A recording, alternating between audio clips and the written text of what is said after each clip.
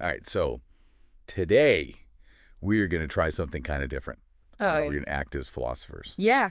and we're going to think about science, kind of stepping back from just learning and absorbing it and think Yeah. about what it actually is and how it works. Right. And we're doing this because, so often we take what science says right now as kind of the truth, Yeah. but then you look back and you're like, wait a minute, 100 years ago, 200 years ago, they had this whole other set of truths from science that we now know are not true. Right. Exactly. So it makes you wonder, like, how much can we actually trust what science is saying right now? And that's precisely the question we're going to wrestle with today, this idea of scientific realism and how science changes over time. And Yeah. you've shared some really interesting stuff with me, drawing from the Stanford Encyclopedia of Philosophy. Yeah, yeah. And I mean, when I think of scientific realism, just from, being a layperson and reading about it a bit, I sort of think of it as, when science is successful, Hmm. when it like makes good predictions and explains things well. Right. It's not just because it's like a handy tool or something, Hmm. because it's like actually getting at some true thing Yes. about the world, even parts of the world we can't see. Exactly. That it's actually latching on to some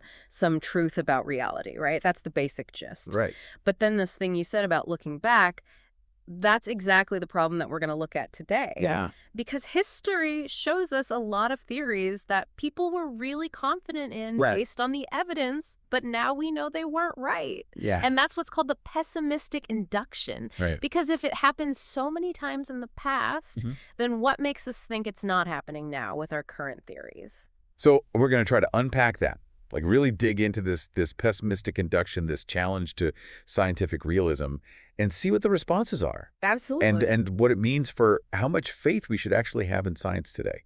Exactly. So it's about, like you said, stepping back, putting on our philosopher hats, Yeah. and looking at the bigger picture, the nature of scientific knowledge itself. Okay, cool. So, I mean, you sent me this fascinating little episode from history, Yes. this bankruptcy of science controversy. Exactly. I love that name. It's so dramatic. It is. Like, what was going on there? Well, it was around the late 19th, early 20th century, mainly in Paris. Okay. And some really smart, influential people were starting to publicly question science's ability to give us a reliable picture of reality, especially when it came to things we couldn't directly observe.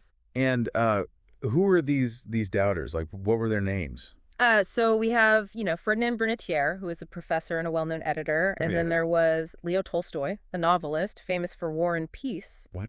Tolstoy. I had no idea he even had opinions about science. Oh, yeah. In his essay from 1893, The Non-Acting, Mhm. he basically said that every year we have these amazing scientific discoveries, but then later we realize they were all just ridiculous mistakes. Wow. So unless our century is somehow unique, he argued, future generations will probably laugh at what we call science today, just like we laugh at some old-fashioned ideas from the past. Wow, he sounds pretty cynical about science. And Brunetière had similar worries. In an 1889 review, Mm. he wondered if what we call the laws of nature today are really the final word, Yeah. or if they're going to end up like some outdated ideas from the past, forgotten, and replaced with something completely different. So basically, they were both really emphasizing the temporary nature of scientific knowledge Exactly. and saying it should make us doubt how much we can really trust science to tell us about the world. Right. So how did scientists respond to this public skepticism, this, bankruptcy idea? Well, not surprisingly, there was some pushback. There was an anonymous article in Revue Scientifique, a major science journal, that urged scientists to keep going forward boldly, not looking back, and seeking the truth without worrying too much about the applications or the consequences. Okay, so sort of a full speed ahead, don't let the doubters slow us down kind of message. Exactly. Did that shut Brunetière up? Oh, not at all. A few years later, he basically said that science hadn't really changed the world as much as it promised, Okay. and declared it at least partially bankrupt, which he thought should damage its credibility. Ouch. So that's pretty harsh. It is. So who actually stepped up to defend science with, like, some solid arguments? Well, Charles Richet, who was a prominent physiologist. Right. He actually won the Nobel Prize later on. Wow. He had several responses to Brunetière. First, he said that science never promised to explain the ultimate why of things, especially when dealing with the very, very small or the very, very large. Like, Right. what is the fundamental essence of reality? Science doesn't necessarily claim to answer that. It deals with what we can observe and measure. Right. Second, he argued that science never guaranteed that it would discover the absolute essence of things anyway. Okay. And third, he actually turned Brunetière's argument around and created what we might call an optimistic induction. Interesting. He basically pointed to all the amazing things science had achieved, from the invention of printing to the electric battery, as evidence that science could answer questions, even difficult ones. Yeah, it seems like he was trying to shift the focus from the things science hadn't figured out yet Right. to all the cool stuff it had figured out. Exactly. Didn't he have a specific example, too? Something about blood? Oh, yeah, good one. Yeah. What was that? He brought up how in 1823, Mm-hmm. two scientists, Prévost and Dumas, Okay. they were like, it's impossible to isolate the coloring matter of blood. Real. It's just too hard. Okay. But then, just 40 years later, scientists isolated hemoglobin. They studied it. Oh, wow. It became a whole field of research. Yeah. So Richet's point was, what seems impossible today might become possible tomorrow thanks to science. It's funny, though. It sounds like maybe some scientists were trying to kind of lower the bar a little bit. Interesting point, yeah. Like Richet and then also Marcellin Berthelot, who was a famous chemist, seem to be saying that science is just about describing what we see, not necessarily about understanding the deep reality underneath it all. You're right. That's a very perceptive observation. Yeah. Berthelot actually wrote a whole pamphlet called Science et Morale, Okay. where he argued that this whole idea of science being bankrupt was a misunderstanding. Like, Richet, he thought that science was never meant to reveal the ultimate essence of things. Okay. He actually said that words like essence and nature of things are just constructs of our imagination. If the real goal of science is to study facts and figure out how they relate to each other, to find those laws of nature, then it can't be called a failure for not doing something it never set out to do in the first place. So it sounds like this initial debate was really about what the true purpose of science is, Exactly. and whether the fact that scientific theories change over time should be seen as a weakness or just as a normal part of the process of learning and growing. Right, like a kind of growing pain. Yeah, exactly. And that's where people like Duhem and Poincaré come in, because they offered more nuanced perspectives on how we might find continuity in science even when theories change. Right. And Duhem, I remember he made this distinction between what he called the representative part of a theory and the explanatory part. Yes. Can you explain that a little bit, like in simpler terms? Absolutely. So imagine a scientific theory as having two main parts. Okay. The representative part is like the what and the how. Okay. It's the stuff we can see and measure, like the observable facts, the empirical laws that describe patterns in those facts, and the mathematical equations we use to represent and connect those laws. Okay, so it's like the raw data and the formulas. Right. Yeah. And then you have the explanatory part, which is more like the why. Okay. It's the models, the hypotheses, the stories we tell ourselves about what's going on behind the scenes to make those laws work. Okay, so the explanatory part is like the interpretation of the data and the formulas. Precisely. Okay. And Duhem's big idea was that when old theories are replaced by new ones, it's often the explanatory part that gets thrown out. Okay. Like the specific mechanisms or entities we imagine were causing things. Right, so the why changes. Yes, but the representative part, the what and the how, often survives in some form or another. So our understanding of what's happening and how it happens might be pretty stable. Yeah. Even if our stories about why it's happening change dramatically. Exactly. Did Duhem have any examples of this from the history of science?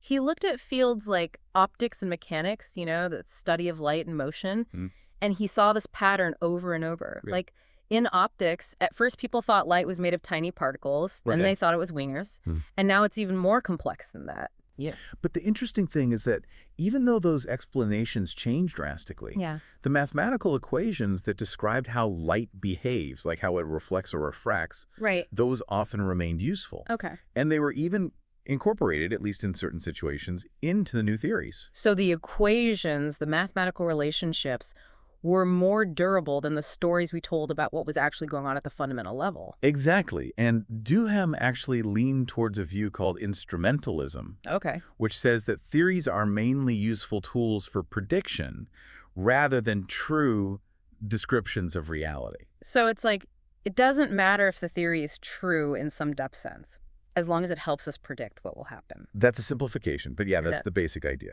Okay. But Duhem also believed that science aimed for what he called a natural classification of phenomena. What does that mean?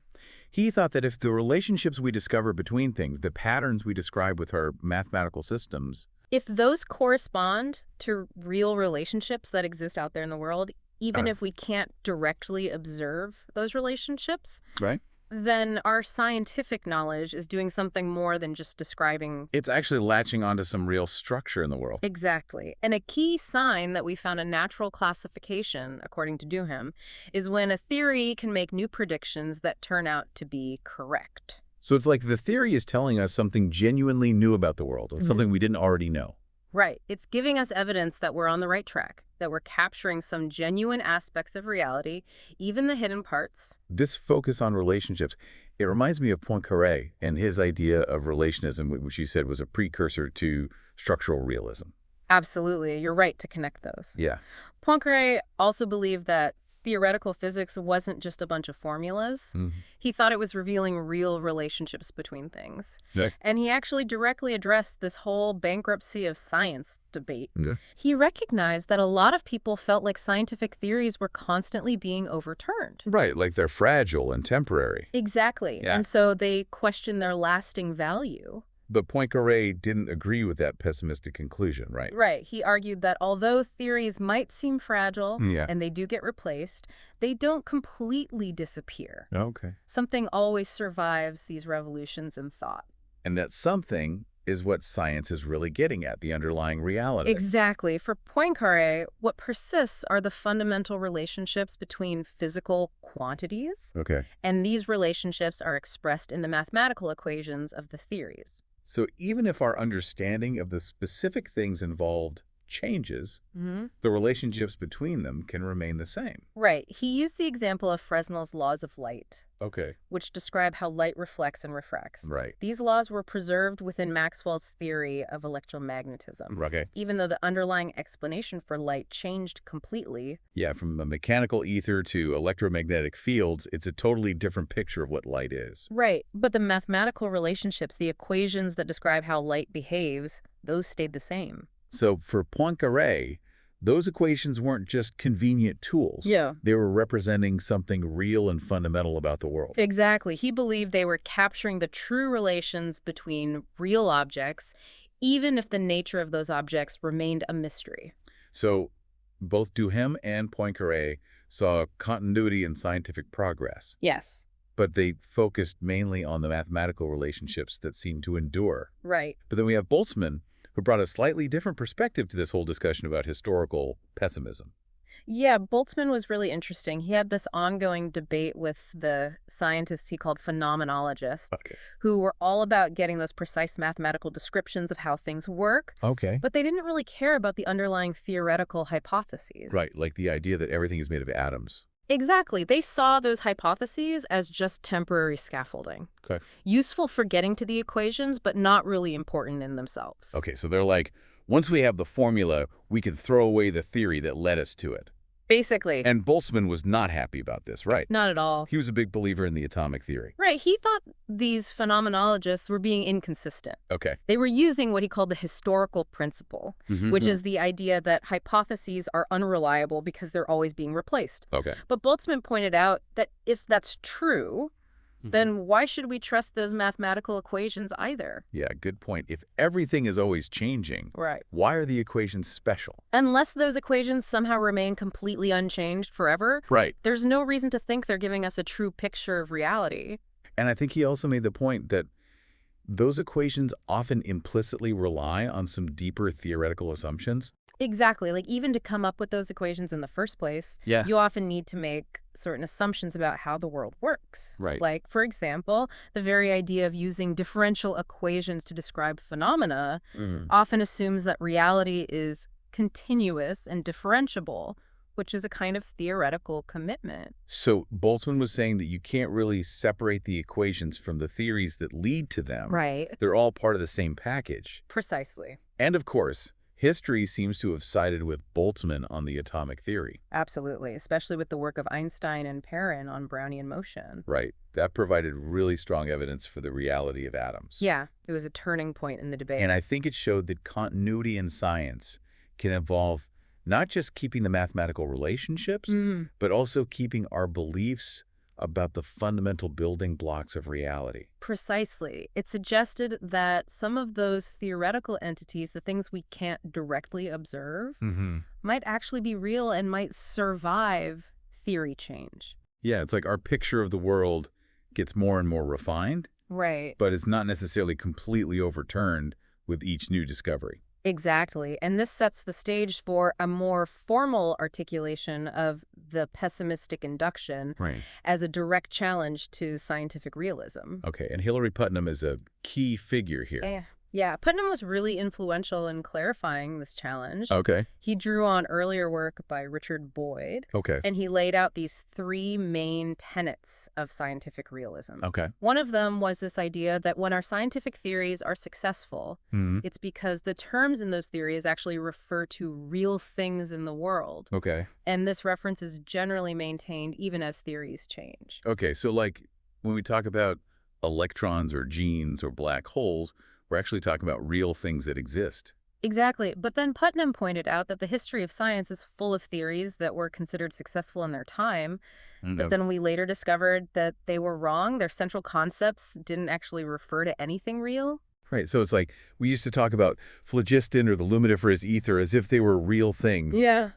But now we know they don't exist. Exactly. And Putnam called this a disastrous meta-induction. Okay. It's like, if so many successful theories from the past turned out to be wrong about what they were referring to, then what makes us think our current theories are any different? Right, maybe we're just making the same kind of mistake with our concepts of quarks or dark matter or whatever. That's the worry.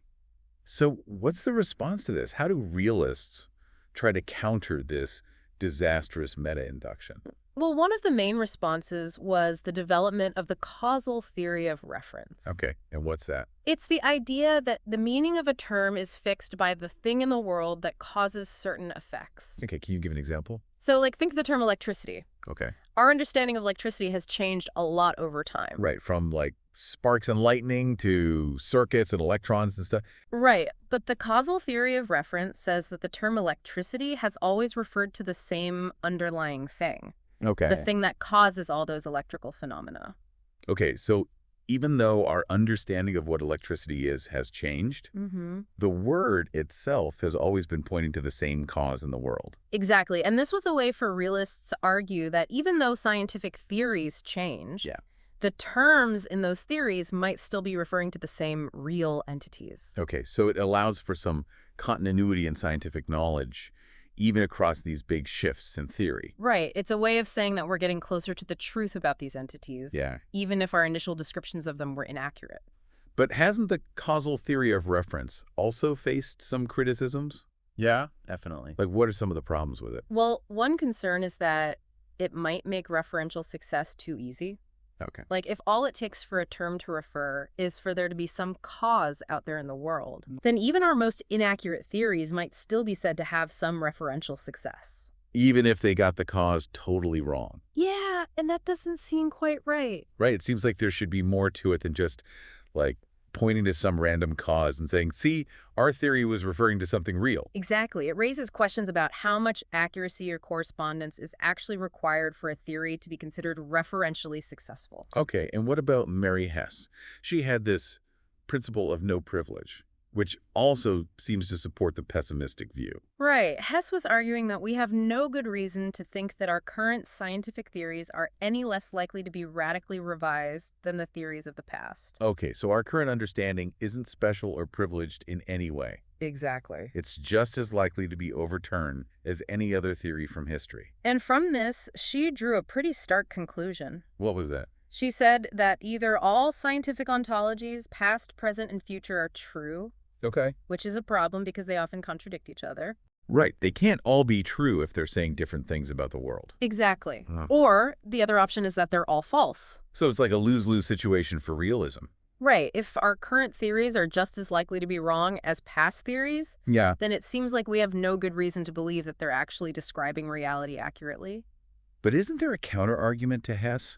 Something about referential stability? Yes, that's a common realist response. Well, The idea is that even if our descriptions of things change over time, mhm. the terms we use might still be picking out the same underlying entities.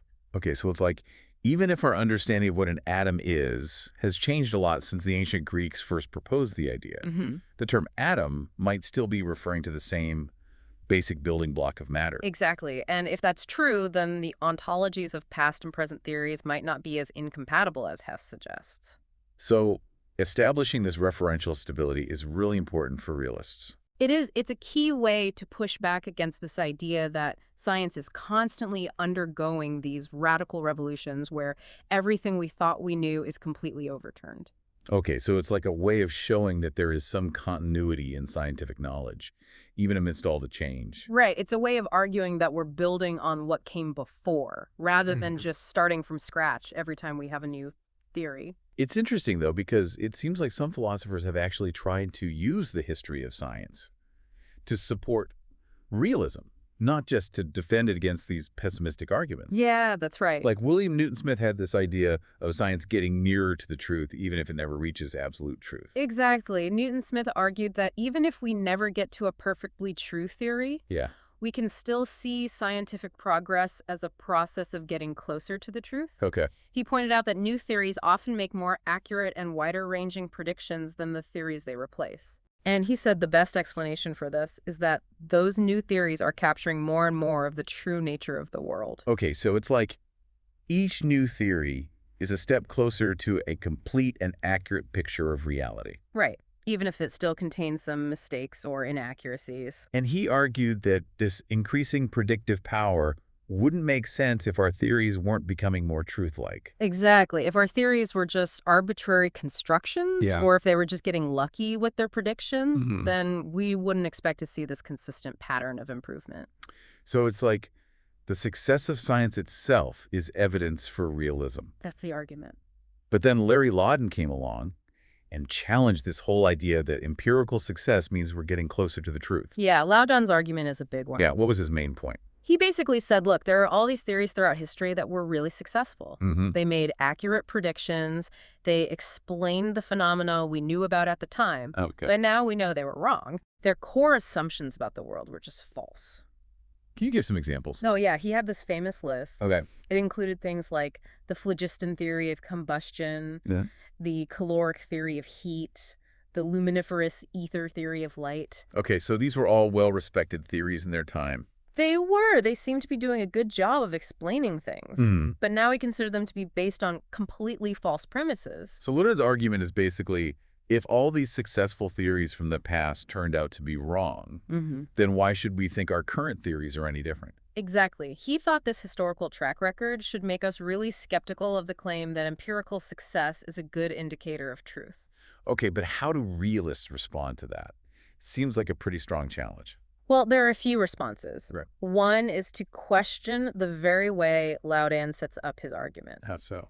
Like, how do we decide which theories to count, and how do we judge their success and failure? Right, it seems like there's a lot of subjectivity involved in making those judgments. Exactly. And another response is to say that Loudon's argument ignores the actual evidence we have for our current theories. Right, it's like he's saying, just because people were wrong in the past, we must be wrong now. Right, but that doesn't take into account all the progress we've made. Yeah. The new methods we've developed, the vast amount of data we've collected, all of that gives us reasons to believe in our current theories, even if we acknowledge that past theories have been wrong. And there's also the issue of comparability. Okay. Like, are those theories on Loudon's list really comparable to our current best theories? In terms of like the quality of the evidence and the rigor of the testing. Exactly. Yeah, it seems like science has advanced a lot since then. It has. So maybe we have better reasons to be confident in our current theories than those past scientists had. And philosophers like Lyons and Vickers have actually put together their own lists of successful but false theories. Oh, really? Yeah, they're trying to provide more contemporary examples to Yeah. see if Loudon's argument still holds up. And what's the verdict? Well, it's still debated. Okay. Some people think these updated lists pose a serious challenge to realism, Yeah. while others think they can be explained away or that they don't really undermine the basic realist position. So the debate continues, It does. which brings us to the divide et impera strategy, which sounds like a way for realists to be more selective about what they believe. Yeah, it's a more nuanced approach. Okay, what's the basic idea? It's like saying, look, when a theory is successful, it doesn't mean that every single part of that theory is true. Okay. We need to distinguish between the parts that are actually responsible for the theory's success and the parts that are more peripheral or maybe even completely irrelevant. So, like, maybe some of the core assumptions of a past theory were wrong, but the specific parts that led to its successful predictions were actually on the right track. Exactly. And those parts might even be preserved in some modified form in later, more successful theories. So it's like saying that even if a theory as a whole is eventually abandoned, there might be some nuggets of truth in there that survive. Right. And by focusing on those nuggets, Yeah. realists can argue that there is some continuity in scientific knowledge. Okay. And who are some of the philosophers who've advocated for this strategy? Well, Kitcher and Sillows are two big names. Okay. Kitcher talks about working posits, which are the parts of a theory that are essential for making predictions. Okay. And Sillows talks about claims that essentially contribute to a theory's success versus those that are idle. So the idea is to look back at the history of science and see which parts of past theories were actually doing the heavy lifting, so to speak. Exactly. And then see if those parts were retained in later theories. Right. It's a more historical and methodological approach. It's about looking at the actual successes of past theories and seeing what survived and what didn't. And Vickers even argued that realists don't need to fully explain which parts of the theory deserve our belief. Right. He says the burden of proof is on the anti-realist to show that a supposedly false assumption was actually essential for a theory's success. Exactly. It's like saying, if you think this part of the theory is false and yet the theory was successful, then show me how that part was actually necessary for the success.